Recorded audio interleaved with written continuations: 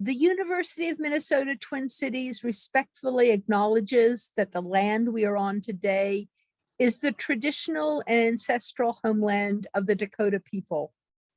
The University of Minnesota is founded as a land-grant institution, and we recognize that our founding came at a dire cost to the Dakota people. The Dakota were forced to cede their lands in return for goods and services, but the United States government did not uphold the terms of those treaties, which led to widespread devastation. We recognize this painful past, and we honor Dakota people's history on this land. We honor their sovereignty, and we honor their continued contributions to our region. Minnesota comes from the Dakota name for the region, Minnesota Makoche, the land where the waters reflect the skies. The Dakota and numerous other indigenous peoples whose cultural, spiritual, and economic practices are intrinsically woven into this landscape hold this land sacred. We recognize them as original stewards of this land and all the relatives within it who had thriving and vibrant communities prior to disruption by settlers. Today, the state of Minnesota shares geography with 11 tribal nations. By offering this land acknowledgement, we affirm tribal sovereignty and hold the University of Minnesota accountable to recognize and counter the historical and contemporary injustices that continue to impact Indigenous people through mutually beneficial partnerships, through research, through policies, and practices that respect indigeneity. I'd like to welcome all of you to come here tonight to this session. My name is Ann Waltner. I'm chair of the history department at the University of Minnesota. And we are here tonight to talk about this book, Unsettling Utopia, the Making and Unmaking of French India, by Jekka Namakkal, who is one of our PhD products. She will be engaging in conversation about the book and its implications with Ajay Skaria, who is a faculty member at the University of Minnesota. Jekka is an associate professor of practice. And I can't actually remember the whole name of your department, but it's at Duke University. You were recently promoted. So that's kind of a botched introduction. But anyway, I couldn't be happier to be here. And I believe we'll begin with Jekka talking a little bit about the book. And then Ajay will engage her in conversation and make comments about the book. And the final 20 minutes or so, we will open up for general conversation and questions to Jekka and also to Ajay if people have questions for Ajay. So Jekka, please, the floor is now yours. Thank you so much. Thanks for having me. It's a delight to be back, of course, with the Gophers.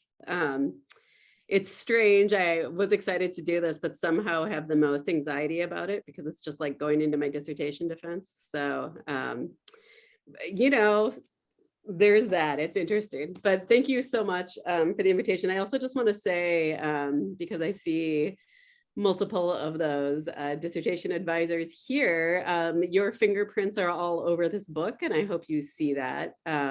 So just, I need to start by thanking Patricia Lorson, who is the person who said to me, first of all, how's your French? People really have worked on the British Empire a lot. Consider France.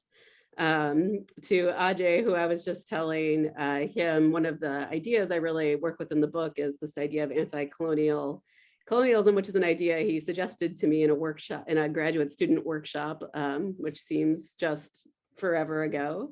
To MJ Maines, who taught me that it's always more complicated than it seems, and said that all historians should have that on their gravestones. To Anna Clark, who I have to tell her, she once said in a seminar to make big arguments and see what sticks, and that is what I have done in this book. So I now that I have been teaching for a decade, I'm always surprised when students remember things I said. So I wanted to tell you all how much your mentorship has meant to me, and this book wouldn't exist without it. Certainly, this graduate program was such a nurturing and collegial experience. So thank you for that. So I'm going to show a few slides to situate people who aren't familiar with what French India is. I'm going to do that through looking at both time and space a little bit, just to give people a sense of where we are in the world. Okay, let me bring this up. Okay, let me get it going. Okay. Clayton, does that look good? Yep, looks great. Thank you for being the tech support here. So the book is called Unsettling Utopia. It came out this year with Columbia University Press. And the picture on the cover is a picture of a police officer standing in a village. And you can see a line of stones next to him. And what those stones are the border between French India and India. And this picture is from 1953. I'll show you a timeline in a moment, but something to know is while most people know the British left India in 1947, the French did not agree to leave till 1954 and didn't actually leave until 1962. But the borders in French India are something that are incredibly important to my work and to this book, which is why you have this picture on the cover. And I wanted to give people a sense of the materiality of that border, which is really just this line of rocks. In some places, it was a fence. And this sort of varied where you were, but they were these really sort of micro fractured borders that split, as you can see, villages in half. And this picture actually was from a police case where they were trying to figure out if somebody had been murdered on the French side or on the Indian side and who was going to have to do the investigation. So the other pictures are full of like blood splatter and things like this, but that's not on the cover. So the other picture you're seeing here is a map I had made for the book by a cartographer named Tim Stallman. I just wanted to give people a sense of what we're talking about. So Pondicherry is the headquarters of French India. It's about 100 kilometers south of what is now Chennai, a city that used to be called Madras. Pondicherry changed its name a few years ago to Puducherry. For the record also. So what you're seeing is actually a contemporary picture. Pondicherry is the biggest of the French Indian territories. Just south of that is Karaikal. They're both enclaves within the state of Tamil Nadu, and we're in Madras Presidency. Mahe is in Kerala.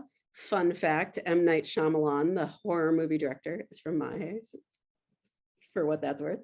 Yanam is up in Andhra Pradesh, and then Chandanagar, which was the other territory that became a real headache for the British while the French and the British were still there, was right outside of Calcutta. And that becomes really important when thinking about independence movements. Now, what you see in this picture actually is that Chandanagar today is not a part of the Union territory of Pondicherry.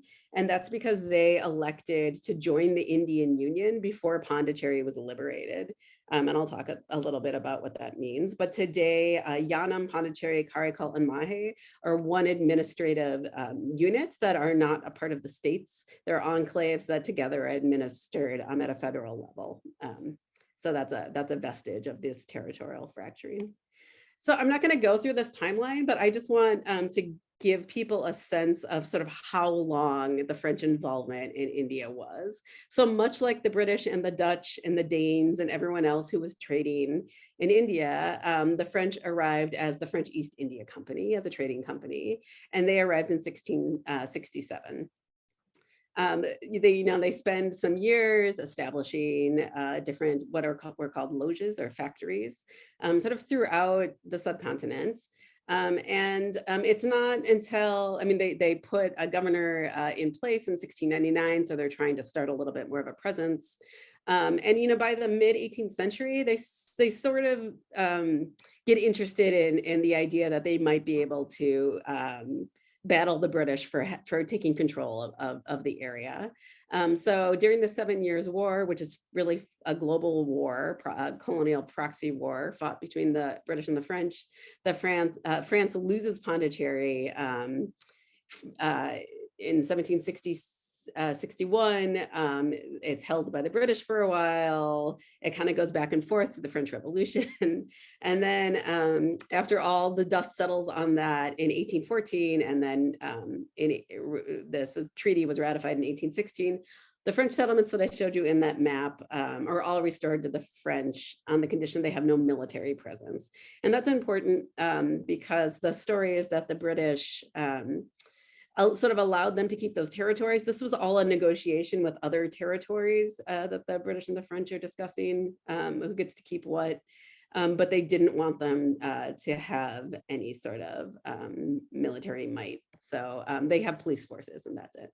Okay, so I'm going to skip the whole period that I actually really talk about in the book, just to show you the relationship of the French territories to Indian independence.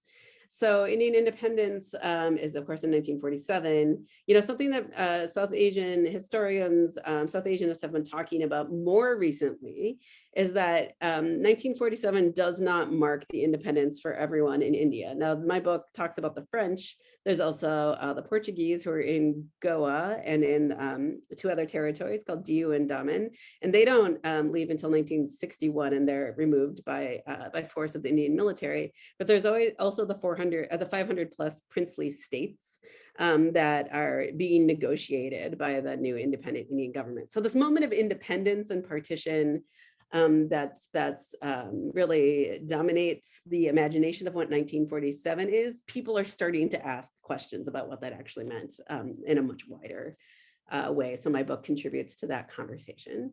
In 1949, and there's a referendum in Chandanagar, and the referendum is a simple question.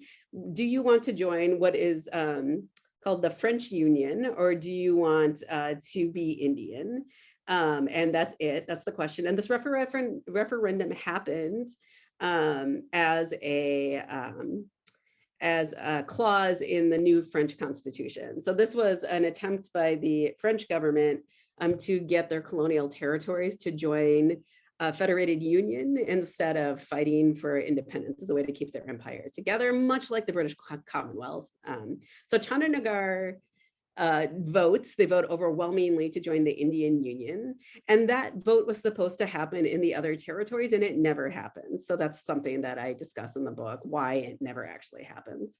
For the rest of this time I show you how the eventual capitulation of the French in India really follows the timeline of the rest of their empire. So their first really big loss is in 1954 when they lose Indochina. And that's actually a few months later is when they agree to hold this referendum. Now, the referendum they did hold was not a popular referendum, but one of representatives. So that's a big difference than what happened in Chandanagar.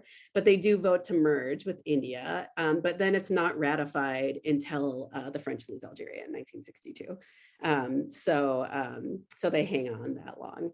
So the book really strongly covers this period between really the early 20th century through independence, to think about what independence meant in French India and what French India meant to both the making of modern India and to the sort of the larger French Empire. So to give you another map of the territories and just a sense of the distance from each other, it's important to note that they are in very different, outside of Pondicherry and Karaikal, which are fairly close together, they're in very different parts of India, which means people speak different languages. They practice different religious customs. They, have different educational systems. There's all kinds of differences between them. But there are things about being French territories that unite them, including the ability to be French citizens. So that's another major point that I talk about in the book.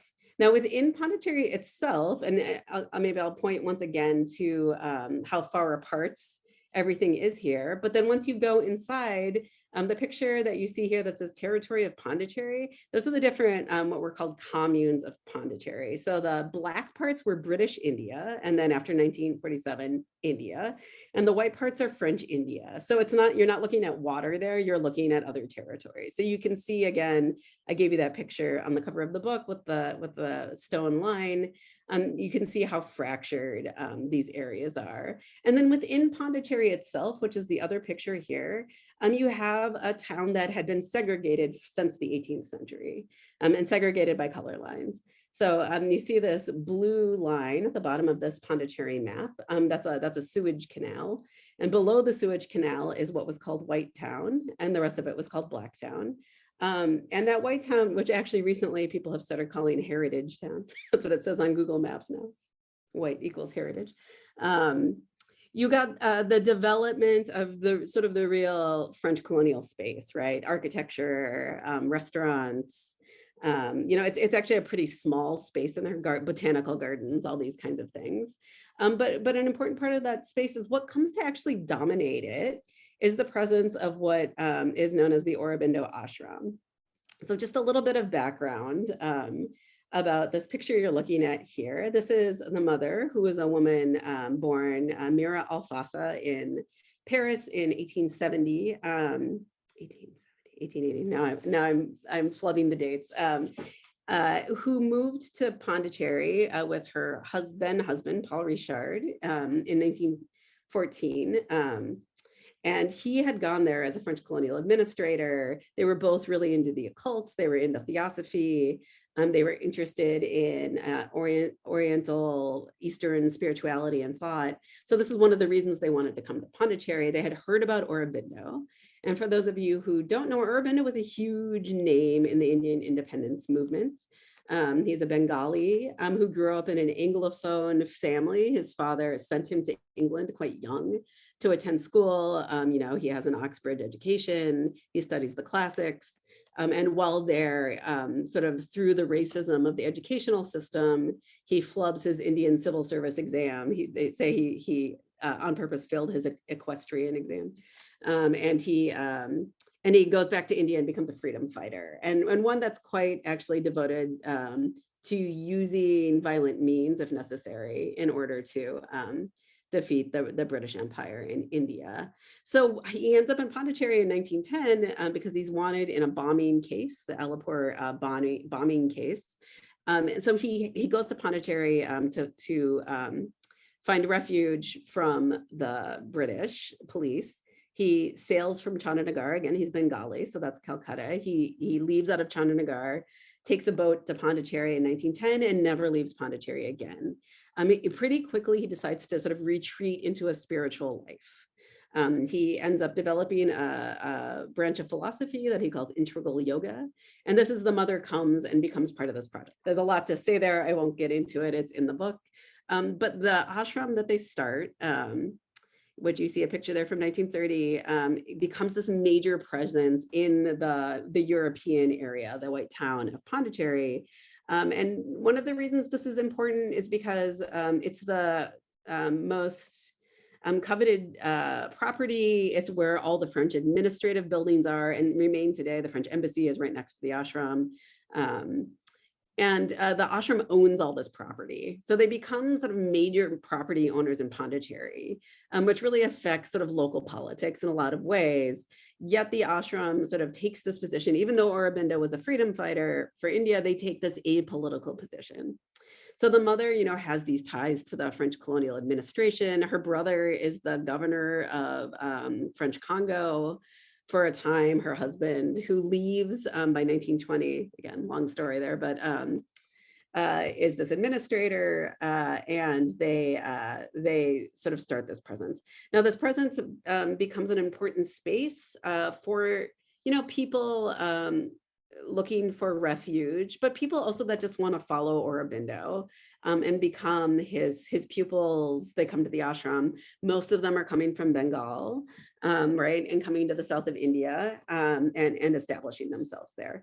Now, I bring all this up to say that they're in some way in other presence in Pondicherry. They're not, because they've taken this apolitical position, they're not involved in sort of the liberation struggles. They're not a part of the political life of the town. So this remains sort of, and they're still today. They're quite successful. So just a few words about the book and questions of liberation. I get the nice thing about a book talk is I get to show all the pictures I can't put in the book because the Hindu won't give me the rights to them. But this would have been my choice for the cover, actually, probably. So this is a picture from 1952. And the caption reads, "A procession of pro-mergerites marching towards Pondicherry." Was stopped by authorities on Wednesday. It mentions all of this Gundaism, which is something I take up in the book. And I think Ajay and I will talk about that a little bit. But I want you to see this because I want you to see just the mass of people that is standing on this border, on these small borders between French India and India. Because the story within histories of decolonization of India and in the French Empire is that sort of nothing happened in French India. It was a diplomatic affair. Some ambassadors and diplomats talked to each other, and then eventually they decided to leave. But actually there's huge movements going on, right? And you can visually see this. Here's another picture from this French India liberation, and then on the other side you see a Tamil cartoon, and you have some translations in French here. It's from the French archive from 1954, and the first is a depiction of Indochina kicking out the French guy, Pondicherry and Mahe. They're all sort of kicking this guy to the curb, right? So there is an independence movement happening. It's there. But people sort of haven't looked at it very much. So that's another thing I do in the book. And the last thing I really take up in the book, and I want to leave time, so I won't go into this too deeply, but is a project that isn't founded until 1968. And that is the project of, I'm going to skip those, of Oroville. So Oroville is an intentional community. You may have heard of it. There's a new book out about Oroville, written by an Orovillian who is also like a New Yorker writer. So it's gotten a lot of press. It is an intentional community started out of the ashram. You're seeing the model of what they wanted to build. They have this sort of futurist imagining of a galaxy that they want to live in. And it's built right outside of Pondicherry. And it's a vision started by the mother. And what happens is you get a lot of European people coming to Oroville, and not just Europeans, North Americans, and quite a few Australians, which is important. And what I argue in the book is that it's important to think about the concept of settler colonialism in here, not because India is a settler colony, but because of what I call settler utopianism, which is this idea that like a search for a spiritual utopia is such an important quest that like local politics are pushed aside. So what happens is you get this place established, you have people coming from areas of the world where the history of and the project of settler colonialism is so ingrained into a heroic narrative of nation making that it becomes the narrative of Oroville, much to the detriment of the local populations who have been, it's 1968, it's only been 6 years since the French actually left. Right. But you get these people who come and sort of say, oh, colonialism was far in the past.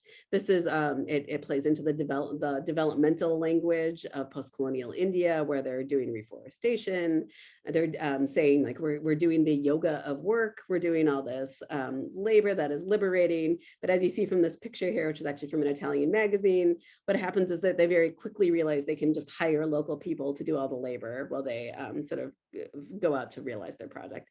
So there's a lot more to say about that, but I include this in the book and sort of trace the genealogy of the ashram to Oroville to show how these projects that really are rooted in various kinds of colonialism, not even just one kind, can continue on and be celebrated in what is considered, an incredibly important post-colony, which is India, right? A space that is meant to have seen great independence and establishment of the world's largest democracy, really celebrates Oroville actually in a lot of ways. And I think there's a lot to say there, but I won't get into that now. The last thing I'll say before I end this is that, when I set out to write this book, I wanted to write a history of decolonization, what I really found is what I needed to think about is what it means to colonize. And that I think that we're at a point in writing histories of colonialism where that question needs to come up again, right? That I think there's more to say about the different ways that colonialism works and continues to work, and how decolonization narratives have in some way obscured the ways that colonialism continues to replicate itself. And that addressing these might be able to sort of help us understand the imperial present in some ways. So I will stop there. I hope that wasn't too fast, Anne. And yeah, turn it over to Ajay. Thank you for listening, everyone. That was just exactly at the right speed, Jekka. Ajay, the floor is now yours. Thank you. It's such a pleasure to read this book. So I think the first thing I'll tell everybody, if you've not yet read it, you should buy it and read it immediately, because it's a superb, beautifully written, and it's quite a remarkable accomplishment. It was already a pleasure reading Jekka's dissertation in 2012, but this book is truly splendid. It's another league altogether. It's shifted the conversation quite a bit from the time of the dissertation. What she's done here really is take issue with the tendency prevalent amongst political historians to understand decolonization and colonialism as completed phenomena that belong to the past. And she's also really punctures the kind of narrative told by Aura Williams, which she was referring to in her talk, which glosses over the kind of settler colonial dimension of the creation of Auroville. So, what I want to do is really just, not so much ask questions as give you some more, make some more observations about it, and then Jekka, you can respond as you feel like. You've already seen some of these things. So, what makes Pondicherry, as Jekka was saying, so interesting is that while it was by no means a settler colony, historical vagaries did make it something very, very distinctive. It was a colonial settlement where the colonizers tried to make themselves at home, right? Aware all the time of the otherness of the place that they were calling home. And in some senses, almost exoticizing this otherness to say that this is what is special about it. So this was there right from the beginning with Aurobindo, who's already talking of merging Indian spirituality and Western thought. And this continues with Mira Alfasa. And that's the sense in which, as she notes, the French colonial mission in Pondicherry transcends both the bounded territory of French Indian possessions and the formal time of colonialism. And what makes Jekka's book so superb is that she very adroitly shows that the Pondicherry phenomenon also throws light on something broader, on how it throws light on how state-sponsored decolonization, that is to say, the bureaucratic process of transferring governance from an imperial state to a post-colonial state, really aligned with local visions for decolonization, whether originating from the colonized or the colonial settlers, as she says. And by doing this, what she does is she takes issue with the kind of academic histories that, again, naturalize state-sponsored decolonization. As she was saying, that we take 1947 to be the moment when the Indian state starts. Thus, we talk of independence and partition in sometimes in two monolithic ways. And what she does in the process is, as she puts it, she encourages us to see projects of colonization as part of our imperial present. Right? So let me just offer 4 observations. The first has to do with the first chapter, which focuses on the porous borders between British and French territory. In the process of developing this argument, where she says that Jekka also revisits and sharpens the distinctions between prisons and carceral spaces. As she shows, the very porosity of these borders posed a problem for the British, because these are not standard borders that are very well defined. They are sometimes villages are half between one and the other. People are moving across these boundaries all the time. And of course, this matters because of things like taxes, etc. And so she shows that the very porosity of these borders posed a problem for the British because they allowed also refuge for people who were in exile because of criticisms of colonial rule. Beginning, of course, with Aurobindo himself, who fled to the French territories partially to escape the charges that he was facing in British ruled India. Because of this, both the British and the French policed their borders very carefully. That converted them into what she calls carceral borders. Carceral here as carrying a wider sense than imprisonment, because it is concerned with the ways in which technologies of policing and mass supervision penetrate the lives of people who've not committed crimes, but are marked by the state as likely to commit a crime. It's marked by an expansion of the criminal justice system into the everyday lives of citizens. Right? Jagat, it's a lovely point you're making. It's very, very important. I'd like you to elaborate a bit more on it by revisiting your contrast between Aurobindo and his brother Barindra. For those of you who haven't read the book, Aurobindo's brother Barindra actually went to prison, and he suffered quite terrible conditions because British prisons for political prisoners were quite tough, quite terrible. And as you point out, Jeka, Barindra lost his self in exile, and Aurobindo found his. So I'd like you to just reflect a bit more. I mean, tell us a bit more about what does it say about carceral spaces, or about the tensions between various carceral spaces that, you know, somebody like Aurobindo can find themselves in it, which I'm sure was not the case for others in these spaces, right? So what is, how that works there. The second theme is something I'd like to really return to, and this is more, again, more of an observation than a question. And it is the emphasis on what Jeka was calling an anti-colonial colonialism. One sense in which Jeka uses the phrase is that many, such as Aurobindo or the mother, were against British colonialism, but were quite enthusiastic about French Empire, and so engaged in a kind of glorification of France. And this is not a phenomenon limited to those who are directly dependent on the French because of exile. There are also people like Gandhi who are fascinated by the mythology of the French Revolution.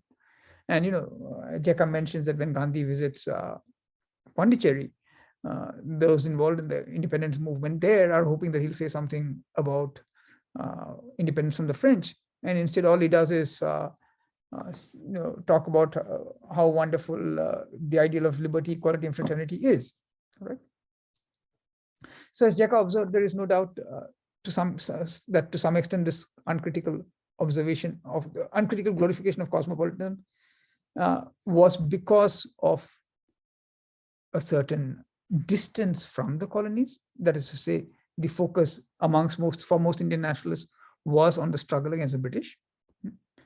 But still, there is something about this anti-colonial colonialism that I find very intriguing, because, you know, especially in the years after British colonial rule comes to an end, you have that fascinating quote from Barron, Jeka, in your book, which is so deliciously ironic, right? Because this is the colonial governor of Pondicherry saying this, right? France proclaims that colonialism is dead, that all men and women of French land, be they from Paris, from Quimper, from Tenerife, or from Pondicherry, are free and equal in rights, unquote, and so on and so forth, right? Now, of course, we know that this is far from being true. It is, after all, also the time of French colonialism in Indochina and Algeria, amongst other places. But that's not my point. What intrigues me is that this anti-colonial colonialism also breaks free of colonialism as a territorial phenomenon. It becomes rather a comportment that can be borne by individuals. You know, as you note, Jeka, formally at least, you know, membership to French citizenship was not decided only by race. Race could be, as you know, race could be acquired not only by racial identity, but also by an act of renunciation. In other words, where British colonialism, at least in India, foregrounded a visible form of race, French colonialism at least seems to have worked by making race recessive, that is to say, at least formally not visible, by making it manifest itself in seemingly abstract and universal criteria like education and culture and civilization. And precisely because it can be taken up by individuals and is at the same time subtly marked by the racial and cultural identity of dominant groups, and sometimes not so subtly, it could be described not just as an anti-colonial colonialism, but in the terms of the superb title of your book, right? Which refers to utopianism, right? And it, moreover, is a very distinctive kind of utopianism. It is what one should call a majoritarian utopianism, because it's driven by a certain vision that's inseparable from domination and power, right? And this majoritarian utopianism anticipates and is amplified in some forms. Some of the forms of domination that come to prevail as formal colonialism has come to an end. Within independent India, for example, it animates what so many scholars have described as the rhetoric of development. It animates also a particular relationship with the British. As you know very well, while mainstream Indians are hostile to British colonial rule, they are quite admiring of England and Britain. This is why Gandhi warns against what he calls English rule without the Englishman, as he puts it. Now, Jekka, you explore this phenomenon at length in your arguments between the ashram and later Auroville, on the other hand, and with the local communities, right? And they are, as you say, for example, they say that they're not interested in politics. The only reason that they can think of themselves as giving up in politics is because of their commitment, should one say, to this anti-colonial cosmopolitanism, anti-colonial colonialism. This utopianism that hides its majoritarian bent from itself. As such, they expect to be received with open arms by the local population. And in the chapter on Auroville, you show beautifully how the inhabitants of Auroville, who are almost always privileged Westerners or Indians, are quite perplexed when they do not get this kind of reception. Now, one question that all of this left me with, and you did a beautiful job of laying all this out, is, given that there is a majoritarian cosmopolitanism involved even in the way the Indian state functions, what is the difference between French and Indian approaches? How does the fact that those in Auroville can claim a certain outsiderness work? I suppose the reason I ask this is because the middle class Indians were also involved in creating settlements in rural areas. They did so usually by being backed by the state, by drawing on the power of the state to create townships, often government-sponsored townships or government-authorized townships. And for this purpose, they were able to acquire land with the backing of the state. But precisely because the state was involved, there was also a certain accountability, right? A certain redress was possible. The companies were required to offer jobs usually to at least one person from each displaced family. And this entry into the formal sector was also in its way something that had generational implications. Yeah. So I'll just stop here. I mean, I think I've already taken up quite a bit of time, and I want to leave time for for questions from others also. So what I'll do is, I've got 2 more questions that I'll save for later. We'll come back to that if there is time. Yeah. And thank you so much for this. And I'll just say again, do buy this book, do read it as soon as possible. So. Thank you, Ajay. So I'll answer quickly again to open it to everyone. And I think, and I'll start with the last one first. That's a great point. And I think, a few things. One is, Auroville is not, the original article I wrote was called European Dreams, Tamil Land. And I stand by that because it's really a European project, but it in terms of its vision, right? In terms of in the way that we think of categorically about sort of Western epistemology, right? What is the vision of utopia there? And that is something that, the post-independence Indian state is also really interested in. And as you said, middle-class Indians, right? This is a really good view. And what it does is gets imbued with this Aurobindo mother spirituality, which they just call the divine consciousness. Right? And so that becomes the marker of, for Auroville, that becomes the marker of inclusivity, right? So the way that they're able to sort of set up their borders, right, is to say that, well, the local people, they have their own religious traditions. They don't understand the divine consciousness.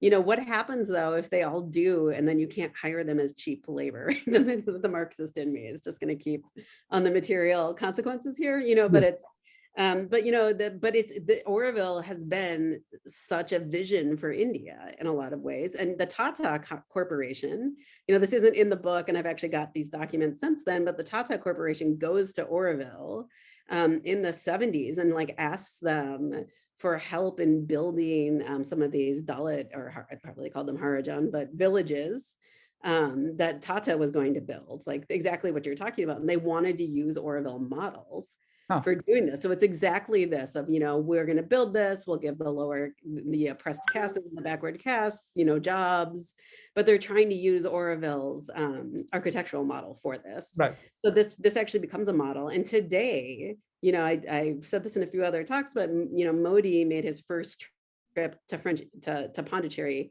ever, and it was to go to Oroville's Jubilee. Right. So he goes to give a speech. He goes to the Matra Mandir, which is, the Epcot Center, meditation center. And then he goes to Pondicherry, afterwards and says, like, vote for the BJP. So, it's really become a flashpoint for of sort of the ecological reforestation, development. Like, we should be more like Oroville, when it's like, okay,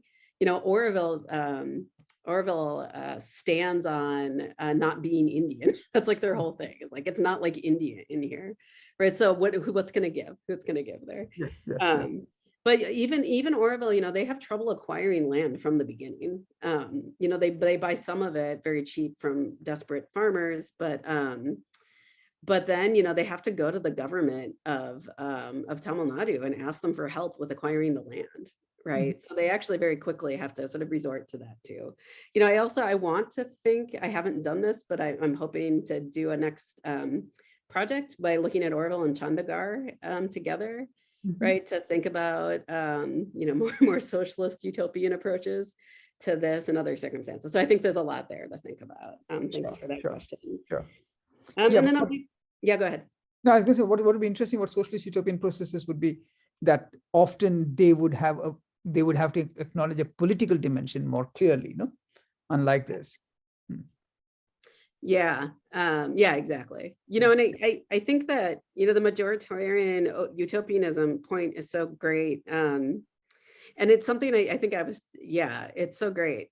Something I was trying to do in this book really set up a lot of contrasts.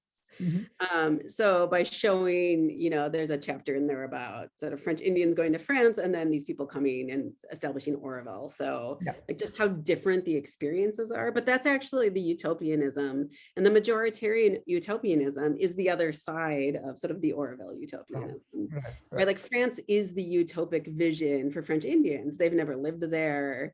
For Ajay and I talked about this a little bit before, but there's a man named Dadala, who's a low caste man who grows up in French territory and learns French and goes to the convent school and all of this, and then is a French police officer, and then sort of switches sides, fights for independence from India, is called a Gunda, the whole thing.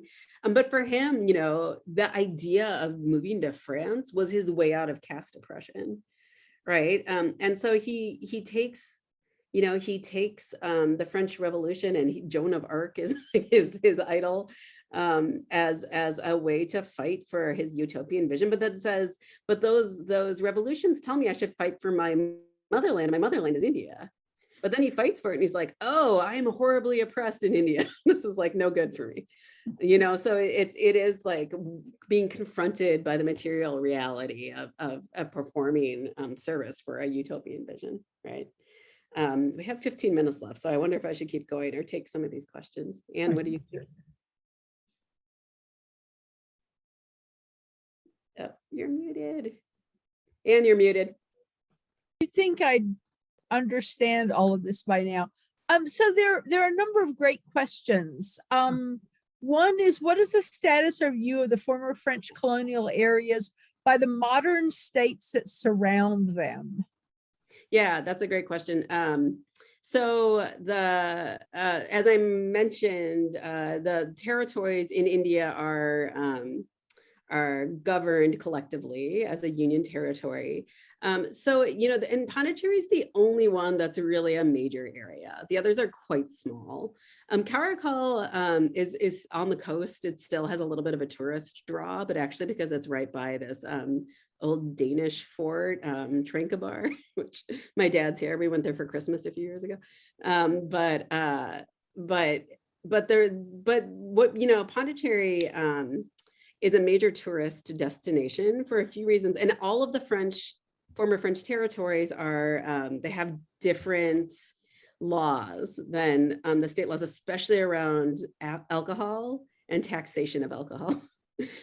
So you can get booze for cheap there, is the bottom line. That creates certain tensions to some extent, depending on where they are. But for Pondicherry, there's a lot of other things going on because there has been so much migration between France and Pondicherry, because a lot of Pondicherrians in the First World War, but also a little bit in the Second World War, served as soldiers for the French military. So they have, they've actually all basically died now. But for a long time, they held pensions. They were buying all the property in Pondicherry because they were getting paid in euros on French pensions. So there's quite a bit of, fighting around that, I guess, or anxiety. I mean, the other thing I'll say, and this is something I talk about in the book, is that in terms of both France and India, French Indians are seen as a real oddity. Right. So and in 1962, they were given 6 months to decide if they wanted to be French or Indian, the people of the territories. And that was called the period of option. And it was something like 5% chose France. It wasn't well advertised. You had to produce a lot of documents. So certainly probably more people would have chosen that. But the majority of people chose India. But there's always been sort of a core of people that remain in Pondicherry, and some that have moved to France, who are Pondicherrians, who really see themselves as French Indians, and they're really sort of looked at suspiciously by both Indians and French people, right? Who say sort of like, you don't really fit in either category. So I look at some media where they've been called like the nowhere people, but they live in this sort of in-between space. There's a really great documentary called Two Flags by a documentarian named Pankaj Kumar that looks at like French Indian politics in contemporary Pondicherry. So that's a good place to sort of look for more on that. Thank you. There's now a question from Emily Bruce. Hi, Emily. Who will be teaching your article, which she refers to as your excellent article, on the figure of the Gunda next week. And she'd like you to talk a little bit more about the newspaper clipping that you showed, the one that you might have used as a book cover but didn't. Yeah, and that's not in the article. Again, permissions. But that's exactly about that article. Thanks, Emily. So yeah, that article is about, and Ajay and I had talked a little bit about the figure of the Gunda, which, is the figure of the Gunda is not specific to Pondicherry. It's an India-wide thing. It's a specific sort of criminal category. What I saw in the archives was this real tendency in this period between 1947 and 1954 for both India and France to refer to everything happening in French India as Gundaism. And what that did in my argument is that what that did is really delegitimized any sort of movements, either pro-French or pro-Indian movements, right? By saying like, these are all sort of the criminal elements that are out to destroy democracy, right? They don't want any of these identities to really thrive. So that picture, which I don't know, it'll take me too long to pull it up again, but that picture is pro-mergerites, and all the pro-mergerites, they're pro-merger, being pro-merger with India. The French immediately in 1947 passed a law that you couldn't have rallies in French India. So what people would do was they would go to the border and they would have a rally in India. So that's what that picture is. And you have the sort of French police officer, French Indian police officer standing at the border. And people are like yelling into French Indian, right? They're like, free yourselves, down with the French are dogs, et cetera, et cetera. So you had, again, it's like these micro borders, but people would just congregate on them and yell into the territory. So that's what that picture is about. Well, both Anna Clark and Donna Gabachia are intrigued by the idea of settler utopianism. And do you know of any other examples besides Oroville in other places in the world? Yeah, probably. It's a great question. People are asking me this. Yes, I'm looking, my next project, I am expecting to be about this topic. So, I'm looking at those Rajneeshis in Oregon. There's the 3HO people, the sort of neo-Sikhs in the US. They have this place in New Mexico called Ram Das Puri. That is like very explicitly this project, actually. This is a little bit more contemporary. But yes, and I think there's a lot more in India. Like, I haven't looked very deeply. I'm not gonna just like get out here and talk about ISKCON or anything like that, but it's very possible.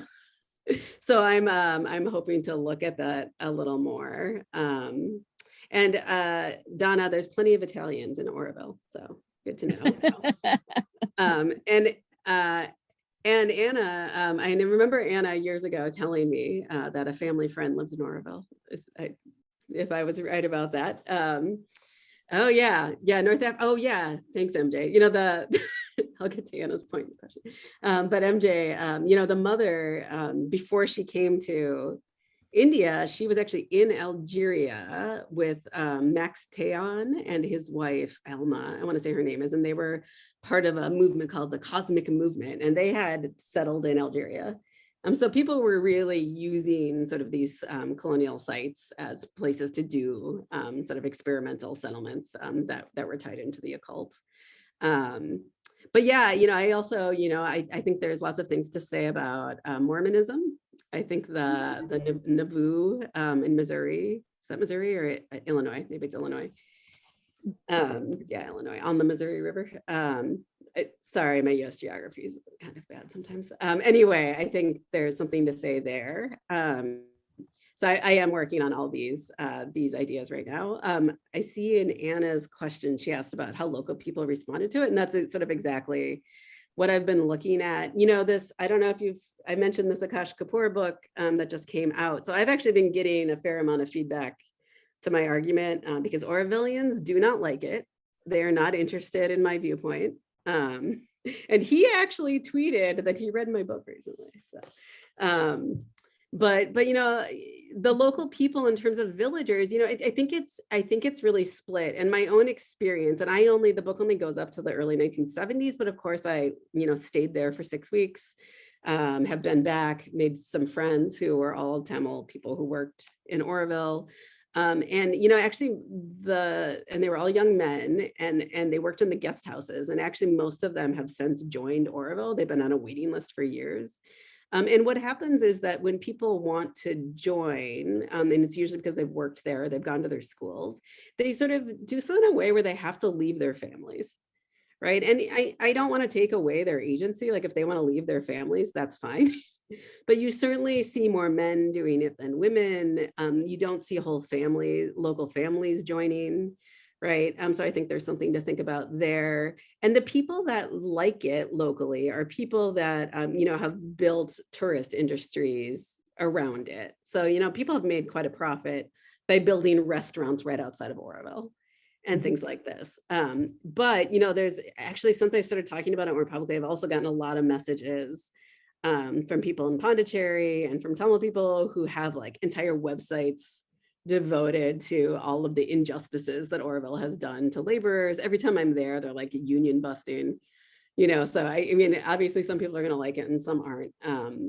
but yeah, I mean, I think it mostly comes down to a labor issue. I guess I'll put it that way.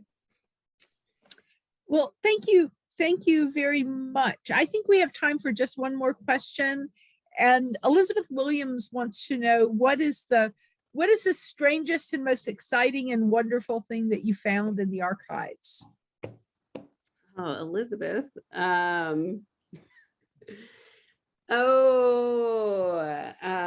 don't know. You know, there's some great, the ashram had a publication that was like their bulletin of physical education. This is geared towards Elizabeth. I think she'll like this. Well, she asked the question. You can give the answer to her. The University of Minnesota Library actually has these in the South Asia Library, so you could go look at them. But they're full of the mother like getting Indian men to pose like Greek wrestlers. So she's like really into putting them in classical statuesque poses. And I was like, there's an article in here, but I don't know what it is. So Elizabeth, maybe you want to write it. I'm not sure. But it's really interesting.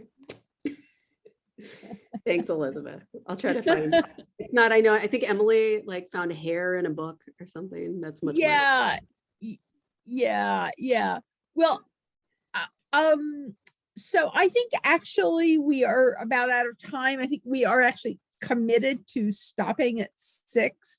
I want to thank both Jekka and Ajay for a really wonderful session. I think there are a lot of people who first of all, did not know the French were in India, and second of all, did not know how long they stayed there. And so at many, many, many levels, this has been just really, really exciting. And I think the conceptual work you've done in terms of thinking about what colonization means and then what decolonization means is really fundamentally important. So I would really like to thank you and to all of your advisors for all of the wonderful work. We are not going to meet again in December because people get caught up in holidays. Our next meeting, I think, is January 26th. If I'm wrong, Clayton will correct me. And that will be Alan Isaacman and Bobby Isaacman talking about their book on Samora Michel. And we actually are scheduled way beyond when I will stop being department chair. There is so much fabulous work being produced by University of Minnesota faculty and students that we're scheduled out for a whole year from now. So I just want to thank everyone for coming and for participating in this. And I guess, kind of on a personal note, these are really hard times. And it's so thrilling to be able to spend time listening to people talk about wonderful work that was produced in our department. So thank you all very much. Thank you, especially to Jekka and Ajay, but to all participants. And I think if people want to hang out and say hi to Jekka, we won't turn off the Zoom right away, because one of the things about this being on Zoom is people from Jekka's peer group can be here and talk to her. So I will say goodbye now, but and thank you all very, very much.